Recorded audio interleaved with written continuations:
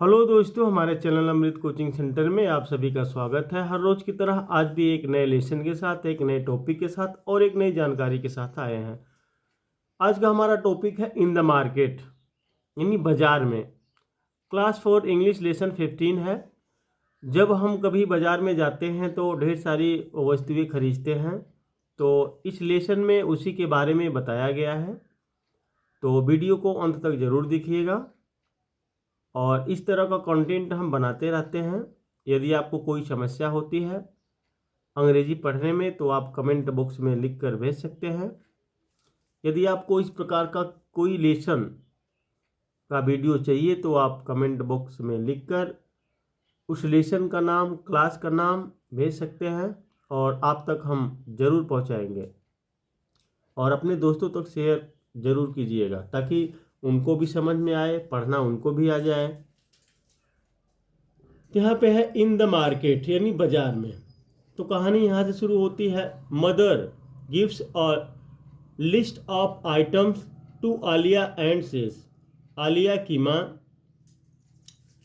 उसे चीज़ों की लिस्ट देती है और कहती है, जैसे जब हम कभी बाजार जाते हैं तो सामान का एक लिस्ट बना लेते हैं, हमको क्या क्या लाना है। तो आलिया नाम की एक लड़की रहती है, उसकी माँ उसे एक लिस्ट बना कर देती है। यहाँ पे गिफ्ट देती प्रेजेंट इंडेफिनिट टेंस का है। लिस्ट मतलब एक होता है ना, लिस्ट जो हम लोग बनाते हैं, आइटम्स जो सामान होते हैं, और सेस मतलब कहती है। फिर मदर क्या कहती है, Alia here is a list of items. Alia ये रही चीज़ों की लिस्ट। उसकी माँ उसे लिस्ट बनाकर देती है सामान लाने के लिए। Please bring these things from the market. कृपया इन चीज़ों को बाजार से ले आओ। ब्रिंग, ब्रिंग मतलब होता है लाना। दीज होता है दिस की बहुवचन, मतलब ए। थिंग्स वस्तुएं, फ्रॉम द मार्केट बाजार से। फिर आलिया कहती है ओके माँ, ठीक है माँ। Please give me money and a cloth bag. कृपया मुझे पैसे और एक कपड़े का थैला दे दो। फिर आलिया अपने माँ से कहती है ठीक है माँ, कृपया मुझे पैसे और एक कपड़े का थैला दे दो जिसमें हम सामान भरकर लाएंगे। Alia goes to a grocery store. Alia किराने की दुकान पर जाती है। किराना का दुकान जो होता है आप लोग जानते ही हैं। तो वहाँ पर जाती है सामान खरीदने के लिए। फिर आलिया वहाँ पर पहुँचती है तो कहती है हेलो महेश अंकल। तो जैसे हम किसी से मिलते हैं तो हेलो बोलते हैं अंग्रेजी में, इंग्लिश में नमस्ते बोलते हैं। तो वहाँ पे दुकान किसकी थी, महेश अंकल की। वहाँ पे महेश नाम के जो दुकानदार थे, तो वहाँ पे जाकर पहुँच कर बोलती है हेलो महेश अंकल। तो वहाँ पे नमस्ते करती है, उसके बाद वस्तुएं खरीदती है। फिर महेश अंकल आलिया से कहते हैं hello Alia, what do you want. फिर महेश अंकल आलिया से बोलते हैं नमस्ते, उससे भी करते हैं, लेकिन फिर पूछते हैं आप क्या चाहती हैं। तो आलिया कहती है I want rice and jaggery. मुझे चावल और गुड़ चाहिए। जैगरी का मतलब होता है गुड़ और राइस का मतलब होता है चावल। तो महेश अंकल कहते हैं how much do you want.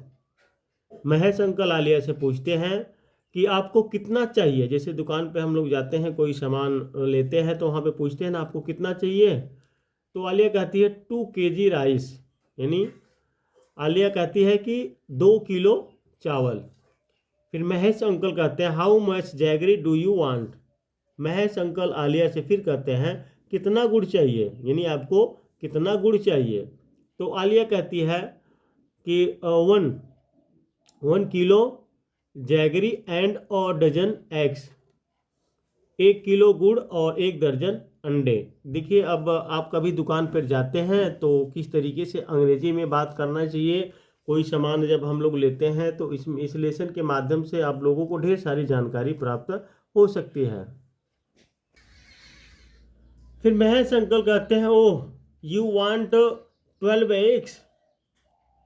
Mahesh uncle कहते हैं ओह आपको 12 अंडे चाहिए। डजन का मतलब होता है 12। 1 दर्जन में कोई भी वस्तु होती है तो दर्जन का हिसाब जो होता है 12 का होता है। आलिया कहती है yes uncle give me some candles too. हाँ चाचा, मुझे कुछ मोमबत्तियाँ भी दे दो। कैंडल्स तो मतलब होता है मोमबत्ती। महेश अंकल कहते हैं how many candles do you want. आपको कितनी मोमबत्तियाँ चाहिए। देखिए, जहाँ पे काउंटेबल होता है तो हाउ मेनी लगता है, और जहाँ पे अनकाउंटेबल होता है तो हाउ मच लगता है। ये चीज़ को ध्यान से सीखिएगा।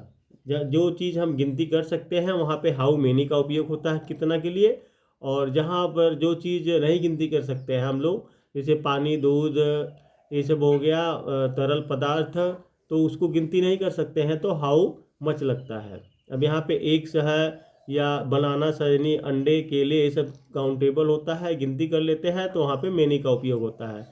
आलिया कहती है आई वॉन्ट 12 कैंडल्स। मुझे 12 मोमबत्तियाँ चाहिए। आलिया कहती है मुझे 12 मोमबत्तियाँ चाहिए। 12 का मतलब 1 दर्जन।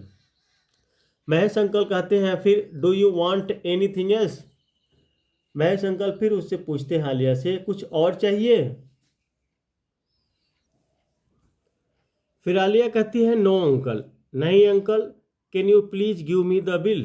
क्या आप मुझे बिल दे सकते हैं, यानी जो सामान खरीदी है उसका बिल, कितने पैसे हुए, जैसे नहीं मांगते हम लोग। महेश अंकल कहते हैं here is your bill of 250 rupees and your packets. तो अंकल, महेश अंकल कहते हैं ये रहा तुम्हारा 250 रुपये का बिल और तुम्हारे पैकेट।